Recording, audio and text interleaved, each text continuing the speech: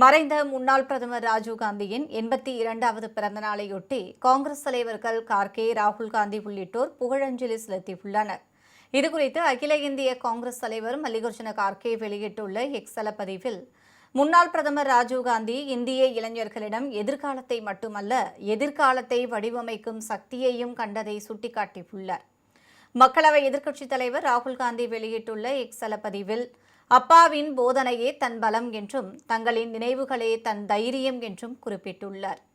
இந்தியாவை கட்டியெழுப்ப வேண்டும் என்ற தங்களின் கனவு எப்போதும் தனக்கு வழிகாட்டுவதாக அவர் தெரிவித்துள்ளார்.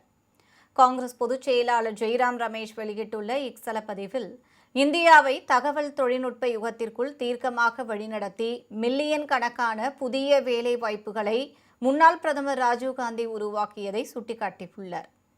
தமிழ்நாடு காங்கிரஸ் கமிட்டி தலைவர் மாணிக்கம் தாக்கூர் வெளியிட்டுள்ள எக்ஸ் பதிவில், உலகத் தலைவர் நெல்சன் மண்டேலா குறிப்பிட்டது போல, அமைதிக்காகவும் ஒடுக்கப்பட்ட மக்களின் விடுதலைக்காகவும் உலக அரங்கில் மிக உறுதியாக நின்ற ஒரு உன்னத மனிதர் ராஜீவ்காந்தி என புகழாரம் சூட்டியுள்ளார்.